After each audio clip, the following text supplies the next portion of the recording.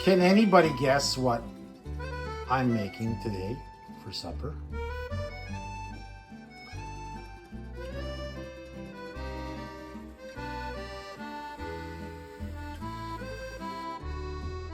Have you guessed yet?